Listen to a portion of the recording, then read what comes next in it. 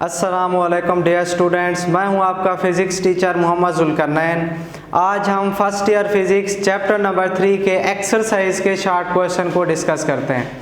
हमारा जो पहला शॉर्ट क्वेश्चन है, what is the difference between uniform and variable velocity. Uniform और वेरिएबल वेलोसिटी में हमने डिफरेंस बताना है। डिफरेंस लिखने का तरीका ये है कि आपने डेफिनेशन लिखनी है इन दोनों की और इनके यूनिट भी आपने बता देने हैं, लिख देने हैं। From the explanation of variable velocity define acceleration। हमने फिर एक्सेलरेशन को भी डिफाइन करना है। Give SI units of velocity and acceleration. फिर वेलोसिटी और एक्सेलरेशन के हमने SI यूनिट भी देने। तो आंसर हमारा, सबसे पहले हम यूनिफॉर्म वेलोसिटी को डिफाइन करते हैं। If a body covers equal displacement in equal interval of time. अगर हमारे पास कोई ऐसी बॉडी है जो वक्त के मसावी वक्फों में मसावी फासला तय कर रही है, इसे हम बोलते हैं equal displacement equal interval of time, तो हम कहेंगे उसकी जो वेलोसिटी है वो हमारे पास क्या है, यूनिफॉर्म है। वेलोसिटी का यूनिट आपको पता है क्या होता है, मीटर पर सेकेंड। और वेलोसिटी हमारे पास कौन सी क्वांटिटी है, एक वेक्टर क्वांटिटी है। दूसरा हमने डिफाइन करना है वेरिएबल वेलोसिटी को, जो चेंज हो रही हो। If a body covers unequal displacement in equal interval of time. फर्क क्या था, यहाँ था इक्वल डिस्प्लेसमेंट, यहाँ हमारे पास क्या है, अनइक्वल डिस्प्लेसमेंट। मतलब वक्त के मसावी वक्फों में अगर वो गैर मसावी डिस्प्लेसमेंट तय करे तो उसे हम बोलेंगे ये हमारे पास कौन सी वेलोसिटी है, वेरिएबल वेलोसिटी है। इसका भी यूनिट क्या बनेगा, मीटर पर सेकेंड। ये भी कौन सी क्वांटिटी होगी, वेक्टर क्वांटिटी होगी। नेक्स्ट हमारे पास है एक्सेलरेशन। एक्सेलरेशन क्या होता है, the time rate of change of velocity. मतलब चेंज इन वेलोसिटी जो होता है वक्त के साथ साथ, चाहे वो चेंज इंक्रीज में हो चाहे वो चेंज डिक्रीज में हो, उससे हमारे पास एक्सेलरेशन प्रोड्यूस होता है। फिर ये एक्सेलरेशन पॉजिटिव भी होता है और नेगेटिव भी होता है। तो एक्सेलरेशन अब is equal to del v over del t. ये डेल ऑपरेटर है चेंज के लिए, मतलब change in velocity with respect to time. Unit अगर हम निकालें इसका, तो एक्सेलरेशन का यूनिट बनेगा मीटर पर सेकेंड स्क्वायर, क्योंकि इसका यूनिट था मीटर पर सेकेंड। ये सेकेंड प्लस का है, ऊपर जाके माइनस का हो जाएगा, तो ये बन जाएगा मीटर पर second square. Short question number 2, an object is thrown vertically upward. एक ऑब्जेक्ट को हमने ऊपर की तरफ फेंका। Discuss the sign of acceleration due to gravity. Gravity का जो साइन होगा एक्सेलरेशन का, वो हमने बताना है कि पॉजिटिव होगा या negative, with relative to velocity, velocity के लिहाज से। While the object is in air, जब ऑब्जेक्ट हमारा हवा में हो। तो आप देखें, सपोज करें ये हमारे पास एक ऑब्जेक्ट है और इस ऑब्जेक्ट को हमने किधर फेंका है, ऊपर की तरफ। तो जब ये ऑब्जेक्ट हम ऊपर की तरफ फेंकेंगे विद रिस्पेक्ट टू टाइम, इसकी वेलोसिटी क्या होती जाएगी, कम, डिक्रीज। जब वेलोसिटी डिक्रीज होती जाएगी तो आपने पढ़ा हुआ है चैप्टर में, एक्सेलरेशन क्या होता जाएगा हमारे पास। यहाँ पर वेलोसिटी देखें, जब हम ब्रेक अप्लाई करेंगे तो ब्रेक जब अप्लाई करेंगे तो हमारे पास वेलोसिटी डिक्रीज होगी। वेलोसिटी डिक्रीज होगी तो एक्सेलरेशन कौन सा होगा, रिटार्डेशन या नेगेटिव एक्सेलरेशन। और ये ड्यू टू ग्रेविटी है, तो इसको हम क्या बोलेंगे, ये हमारे पास है ग्रेविटेशनल एक्सेलरेशन। और ये किस में आ गया, नेगेटिव के साइन में। इसी चीज को हमने यहाँ पर लिखा है, sign of acceleration due to gravity is negative.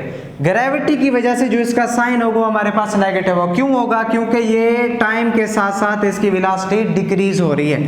The direction of acceleration due to gravity is opposite to the direction of object moving upward in air.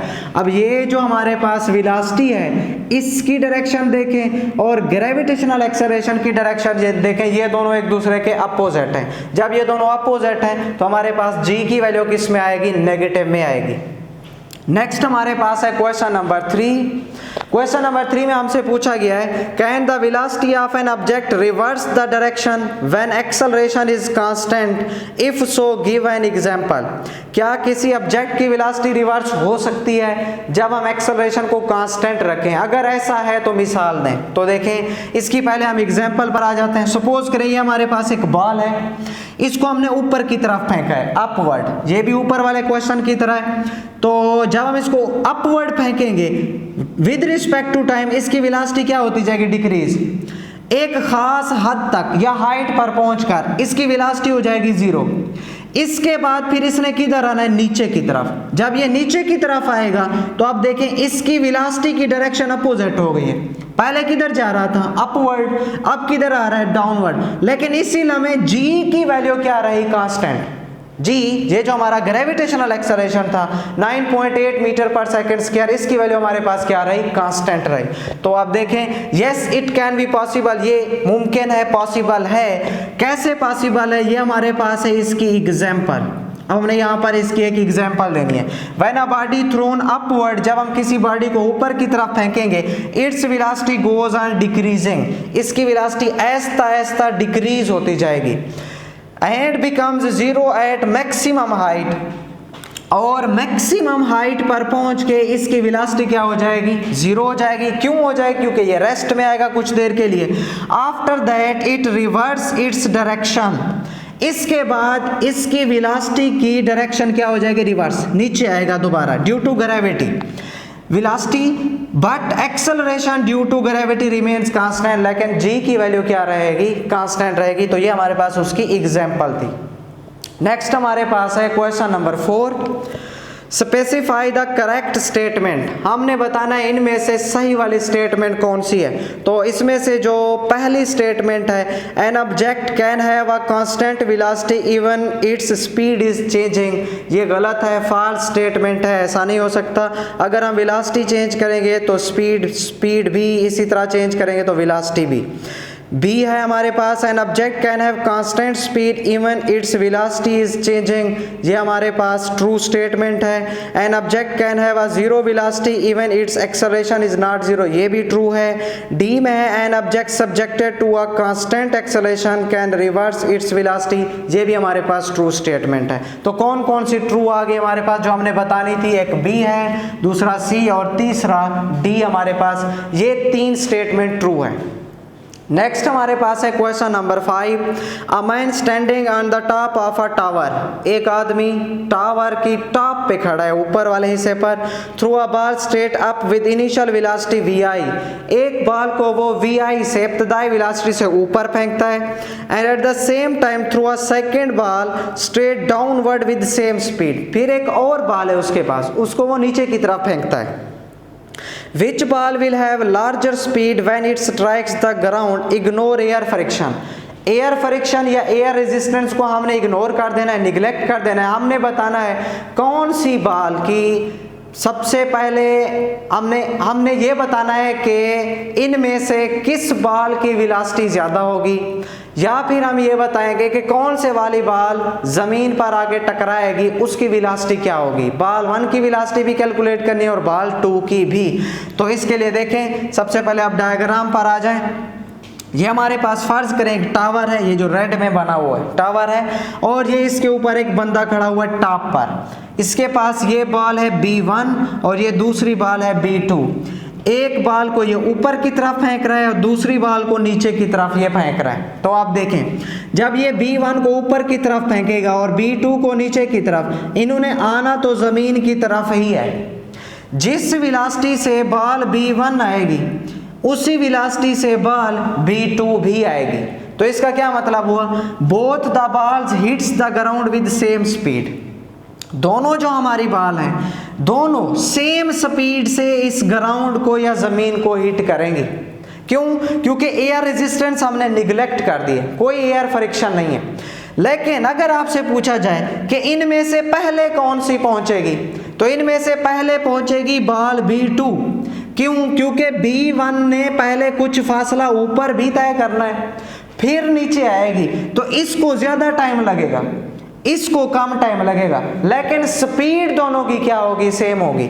जब ये बॉल ज़मीन को हिट करेगी इसकी स्पीड भी, और जब B1 बॉल ज़मीन को हिट करेगी इसकी स्पीड, दोनों की स्पीड हमारे पास क्या होगी, बराबर होगी।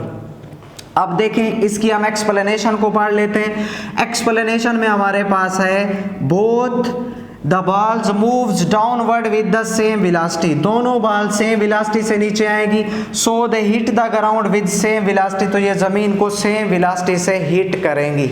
नेक्स्ट हमारे पास है क्वेश्चन नंबर 6, क्वेश्चन नंबर 6 में है explain the circumstances in which the velocity v and acceleration of a car are. ये कुछ हमें सर्कमस्टांसेस दी गई हैं जिसमें हमने एक्सप्लेन करना है वेलोसिटी और एक्सेलरेशन को। पहली है पैरेलल, हमने बताना है कब वेलोसिटी और एक्सेलरेशन पैरेलल होंगे। पैरेलल का मतलब सेम डायरेक्शन में होंगे। तो पहले केस का आंसर हमारा क्या बनेगा, व्हेन वेलोसिटी इज इंक्रीजिंग।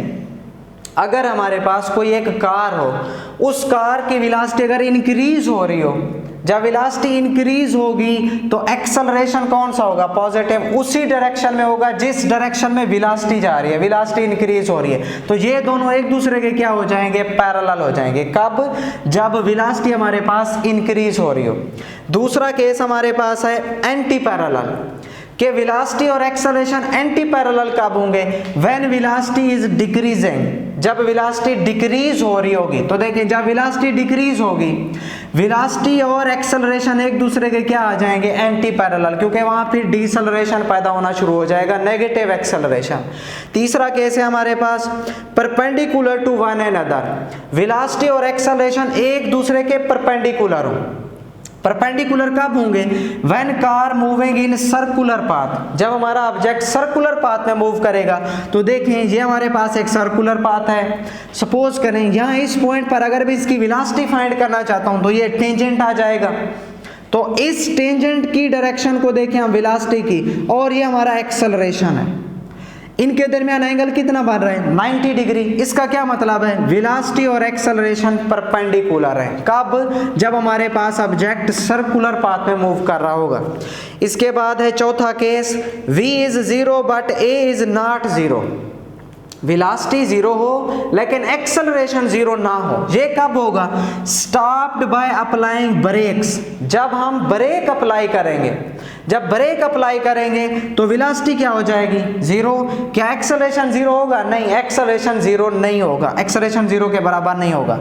पांचवा केस हमारे पास है a is 0 but v is not 0, a 0 हो लेकिन v 0 ना हो। ये कब होगा, मूव्स विद यूनिफॉर्म वेलोसिटी, जब ये यूनिफॉर्म वेलोसिटी से मूव करेगी तो वेलोसिटी 0 नहीं है, कुछ ना कुछ वेलोसिटी है ना इसकी, लेकिन एक्सेलरेशन 0 है। क्यों एक्सेलरेशन 0 है, क्योंकि चेंज इन वेलोसिटी 0 है। जब चेंज इन वेलोसिटी 0 होगा तो एक्सेलरेशन 0 होगा, यूनिफॉर्म वेलोसिटी है, लिहाजा v 0 नहीं होगा, a 0 होगा। कब, जब ये यूनिफॉर्म वेलोसिटी से मूव करेगी।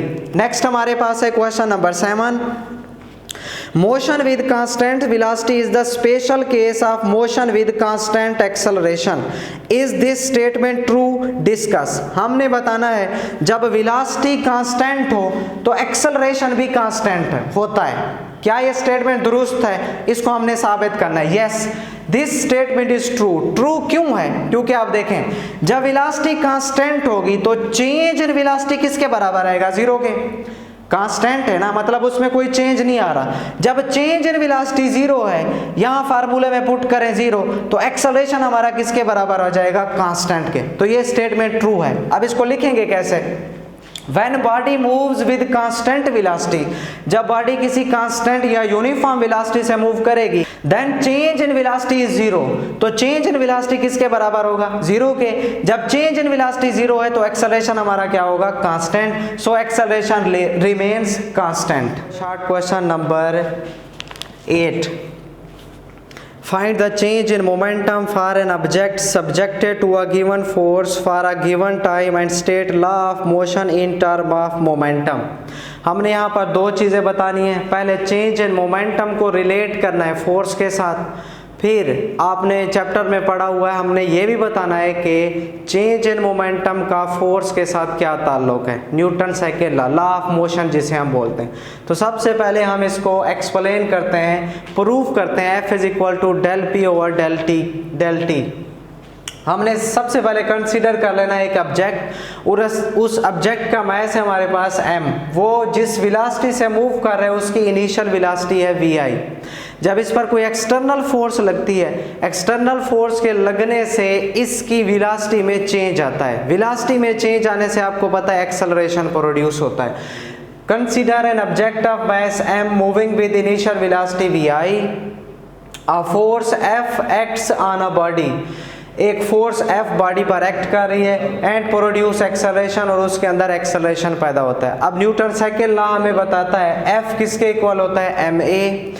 मैस को इधर ही रहने दें, एक्सेलरेशन होता है चेंज इन वेलोसिटी, तो Vf minus Vi over T, m bracket के बाहर है, अंदर सबके साथ मल्टीप्लाई हो जाएगा, F is equal to mVf minus mVi over t. आपने चैप्टर में ये पढ़ा हुआ है mVf माइनस mVi किसके इक्वल होता है, change in momentum del p के, तो इसकी जगह हम पुट कर देंगे डेल p और बट्टे में आ जाएगा हमारे पास t।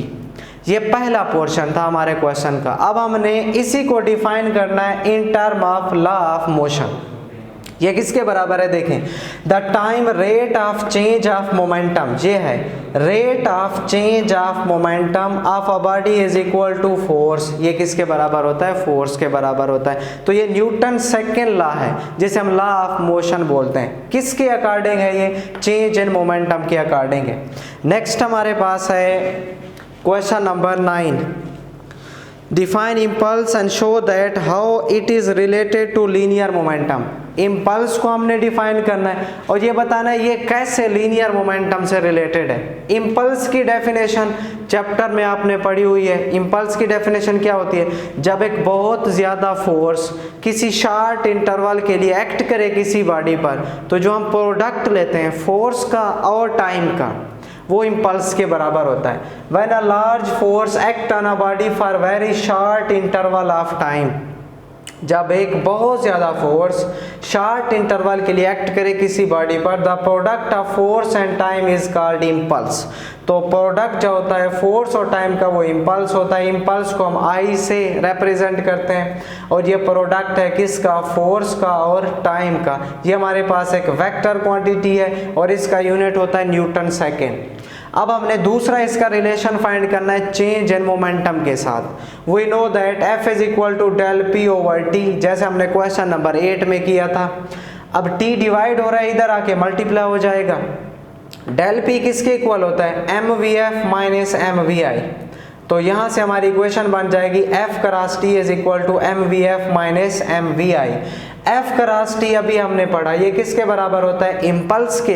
तो impulse I is equal to mVf minus mVi।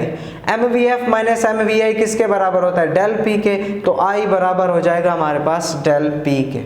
Next हमारे पास है question number 10, state the law of conservation of linear momentum. Linear momentum की हमने डेफिनेशन करनी है। Pointing out the importance of isolated system. Isolated system के बारे में भी हमने बताना है। आइसोलेटेड सिस्टम कौन सा सिस्टम होता है, जिस पर कोई एक्सटर्नल फोर्स अप्लाई ना हो रही हो, ऐसे सिस्टम को हम बोलते हैं isolated system. Explain why under certain condition this law is useful even though the system is not completely isolated। हमने ये भी बताना है कि अगर सिस्टम completely isolated नहीं है तो ये सिस्टम हमारे लिए कैसे यूजफुल हो सकता है। सबसे पहले आप डिफाइन करेंगे हमारे law of conservation of momentum को, the total linear momentum of an isolated system always remains constant. कब की बात है, जब हम इस पर कोई एक्सटर्नल फोर्स नहीं लगाएंगे, तो जितना इनिशियल मोमेंटम होगा उतना फाइनल मोमेंटम होगा। इंपॉर्टेंस अब इसकी क्या है, law of conservation of momentum holds only for isolated system. ये हम सिर्फ ये वाला मोमेंटम का जो होता है linear momentum, law of conservation of momentum कहाँ अप्लाई कर सकते हैं, सिर्फ हम अप्लाई कर सकते हैं आइसोलेटेड सिस्टम पर। आइसोलेटेड सिस्टम कौन सा होता है, जिस पर कोई एक्सटर्नल फोर्स अप्लाई ना हो रही हो। अब नेक्स्ट इसका जो पार्ट है, why where this system is not completely isolated. कई ऐसी जगह है ये सिस्टम कंप्लीटली आइसोलेटेड नहीं है, तो हम इसको कैसे अप्लाई कर सकते हैं, तब भी हम अप्लाई कर सकते हैं। कैसे अप्लाई कर सकते हैं, this law is useful if, ये उस वक्त यूजफुल होगा, external force have negligible magnitude. जो बाहर से कोई फोर्स लग रही है, अगर उसकी मैग्नीट्यूड इतना ज्यादा कम है, मतलब नेग्लिजिबल का क्या मतलब है, ना होने के बराबर है, as compare to the internal force, बानिस्बत जो हमारी इंटरनल फोर्सेज हैं, तब भी हम कहेंगे कि नियरली ये हमारे पास एक आइसोलेटेड सिस्टम है तो नहीं कंप्लीटली, लेकिन अगर कंप्लीटली ना हो तो क्या होना चाहिए, बाहर की जो फोर्स लग रही है वो नेग्लिजिबल हो, ना होने के बराबर हो, किसकी निस्बत, इंटरनल फोर्स की निस्बत। फिर भी हम ये वाला सिस्टम, आइसोलेटेड सिस्टम अप्लाई कर सकते हैं। इसकी एग्जांपल क्या है, एक्सप्लोजन ऑफ शेल, जब धमाका होता है, बुलेट फायर फ्रॉम गन, जब हम बुलेट को फायर करते हैं तब भी हमारे पास ये सिस्टम होता है, आइसोलेटेड सिस्टम होता है। हालांकि कंप्लीटली नहीं होता, नॉट कंप्लीटली, लेकिन बाहर की निस्बत फोर्स जो अंदर लग रही होती है वो ज्यादा होती है, तो हम इसको वहां पर अप्लाई कर सकते। नेक्स्ट हमारे पास है question number 11।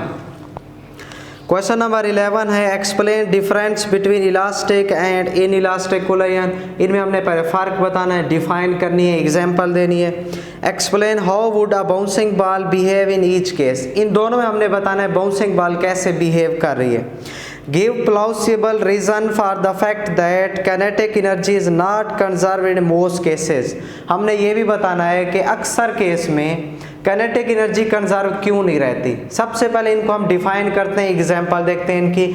Elastic collision, the collision in which both kinetic energy and momentum of system remains conserve. Conserve का मतलब होता है कांस्टेंट। ये एक ऐसी कोलिजन होगी जिसमें काइनेटिक एनर्जी भी सिस्टम की और मोमेंटम भी सिस्टम का कंजर्व रहेगा, कांस्टेंट रहेगा। इसकी एग्जांपल जैसे उन्होंने पूछा था हमसे बाउंसिंग बॉल वाला, bouncing back of ball from marble floor. अगर हम किसी बॉल को मार्बल फ्लोर पर मारें तो वो उतनी ही एनर्जी से दोबारा वापस आती है, उसी मोमेंटम के साथ। इसका मतलब इसमें, इसी कोलिजन में काइनेटिक एनर्जी भी कंजर्व रही और मोमेंटम भी कंजर्व रहा। नेक्स्ट हमारे पास है inelastic collision, the collision in which momentum is conserve. इसमें मोमेंटम तो कंजर्व होगा, मतलब आएगी ऊपर ही, but kinetic energy is not conserve, लेकिन काइनेटिक एनर्जी कंजर्व नहीं होगी। ऐसी कोलिजन को हम क्या नाम देते हैं, in elastic collision. For example bouncing back of ball from Sandy floor. रेत वाली जगह पे अगर हम मारे बॉल को तो जितनी जोर से हम मारेंगे उतनी जोर से वापस नहीं आएगी, उसकी कुछ ना कुछ काइनेटिक एनर्जी किस में लूज हो जाएगी, वो काइनेटिक एनर्जी लूज हो जाएगी सैंड में। तो इसका मतलब काइनेटिक एनर्जी कंजर्व नहीं रही, लेकिन मोमेंटम क्या रहा है, कंजर्व। ऊपर तो आई है ना, मोमेंटम कंजर्व रहा है। अब हमने वो केस बताने हैं, बल्कि उन केस के बारे में बताना है कि वहाँ काइनेटिक एनर्जी कंजर्व क्यों नहीं होती डेली लाइफ में। तो हमारे पास वो जो कुछ केस हैं, this is due to sound energy. कुछ ना कुछ एनर्जी किस में तब्दील हो जाती है, साउंड में। कुछ ना कुछ एनर्जी हीट एनर्जी में कन्वर्ट हो जाती है, और जो बकिया एनर्जी होती है वो किस में कन्वर्ट हो जाती है, एयर फ्रिक्शन में तब्दील हो जाती है, जिसकी वजह से यहाँ काइनेटिक एनर्जी कंजर्व नहीं रहती। वो किस में तब्दील हो जाती है, वो तब्दील हो जाती है साउंड एनर्जी में, हीट एनर्जी में और एयर फ्रिक्शन में। दूसरा आपने पढ़ा होगा कि कोई भी सिस्टम हमारा परफेक्टली इलास्टिक नहीं है, जितने भी सिस्टम है वो कुछ ना कुछ एनर्जी लास्ट करते हैं। इसके बाद हमारे पास है question number 12, explain what is meant by projectile motion. 2 dimensional motion होती है ये हमारे पास, और ये पिछले चैप्टर में आपने पीछे सारा पढ़ा हुआ है। Derive expression for time of flight, range of projectile. Time of flight का हमने एक्सप्रेशन डिराइव करना है, रेंज ऑफ प्रोजेक्टाइल का expression. Show that the range of projectile is maximum when projectile is thrown at an angle of 45 degree with the horizontal. फिर हमने इसकी maximum range भी calculate करनी है। यहाँ पर टॉपिक आपने पढ़ा होगा बुक में, इसी चैप्टर का 3.12, उस सारे में आपने ये सारी बातें पढ़ी हुई है, तो इसको हम स्किप कर रहे हैं। आगे हम चलते हैं क्वेश्चन नंबर 13 पर। At what point or points in its path does a projectile have its minimum speed, its maximum speed? ऐसे वो पॉइंट बताएं जहां प्रोजेक्टाइल की स्पीड मैक्सिमम हो और प्रोजेक्टाइल की स्पीड मिनिमम हो। तो इसको लिखते हैं हम, अभी मैं आपको पढ़ाता हूं बाद में, पहले आप इस डायग्राम पर आ जाएं। ये हमारे पास एक 2 डायमेंशनल मोशन है, एक्स एक्सेस और वाई एक्सेस में। ये ओरिजिन है इसका, ये रेड में जो आपको नजर आ रहा है ये हमारा पैराबोलिक पाथ है जिसमें प्रोजेक्टाइल मूव कर रहा है, प्रोजेक्टाइल मोशन है। मतलब ये हमारी कोई गेंद है, ऐसे फेंका उसको हमने, तो ये प्रोजेक्टाइल मोशन को शो कर रही है। अब इस पॉइंट को हम बोलते हैं पॉइंट ऑफ प्रोजेक्शन, जहां से इसको हमने प्रोजेक्ट करवाया। और ये जो पॉइंट है जब आके इसके साथ टकराएगी, ये पॉइंट है पॉइंट ऑफ लैंडिंग। इस पॉइंट पर जो हमारे पास हाइट है वो मैक्सिमम हाइट है, ज़्यादा से ज़्यादा बुलंदी पर जितना जा सकती थी वो गई। और यहाँ पर वेलोसिटी का आप देखें सिर्फ और सिर्फ x कंपोनेंट है, वेलोसिटी का जो y कंपोनेंट है वो हमारे पास किसके बराबर है, 0 के बराबर है। वेलोसिटी का सिर्फ और सिर्फ x कंपोनेंट है, वेलोसिटी का जो y कंपोनेंट है वो 0 है, मतलब ऊपर नहीं जा रही, सिर्फ x एक्सेस पर जा रही है। इस पोजीशन पर पहुंच के यहाँ से हमने इसको प्रोजेक्ट किया, इसकी स्पीड यहाँ बहुत ज़्यादा थी, ऐसा ऐसा कम होते होते होते यहाँ स्पीड क्या होगी, मिनिमम। फिर दोबारा जब नीचे आएगी तो स्पीड बढ़ती जाएगी, कहाँ तक बढ़ेगी, पॉइंट ऑफ लैंडिंग से पहले, जस्ट बिफोर, टकराने से थोड़ा सा पहले इसकी स्पीड सबसे ज़्यादा होगी। तो आप देखें मैक्सिमम स्पीड कहाँ पर होगी, 2 पॉइंट है हमारे, कौन कौन से, पॉइंट ऑफ प्रोजेक्शन, जहाँ से इसको हमने प्रोजेक्ट करवाया यहाँ ज़्यादा से ज़्यादा स्पीड होगी।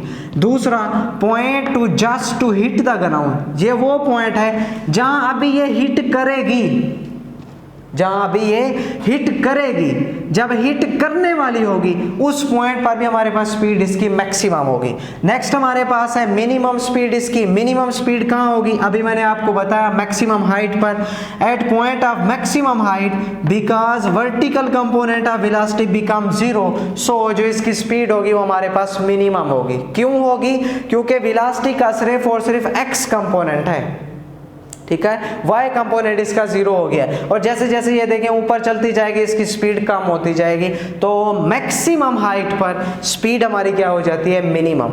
लास्ट हमारे पास है क्वेश्चन नंबर 14, उसमें हमने ये MCQ टाइप क्वेश्चन है, इनमें से हमने बताना है कौन सी स्टेटमेंट ट्रू है, सही है। पहला है what is meant by ballistic trajectory, ballistic trajectory ballistic missile में आपने पढ़ा होगा, ये क्या होती है, path followed by unpowered and unguided projectile या मिसाइल, जो पाथ, रास्ता अनपावर्ड और अनगाइडेड मिसाइल फॉलो करता है उसे हम बोलते हैं बैलिस्टिक ट्रैजेक्टरी। दूसरे में हमसे पूछा गया है what happens when a system of 2 bodies undergoes N elastic collision, जब इलास्टिक कोलिजन होगी तो क्या होगा, अभी मैं पीछे आपको बता के आया हूँ। इलास्टिक कोलिजन में क्या होता है, काइनेटिक एनर्जी भी कंजर्व रहती है और मोमेंटम भी कंजर्व रहता है, मतलब ये चेंज नहीं होते, तो इसका बी पार्ट सही होगा। The momentum of system does not change, momentum जो होगा इस सिस्टम का वो हमारे पास चेंज नहीं होगा। अल्लाह हाफिज़।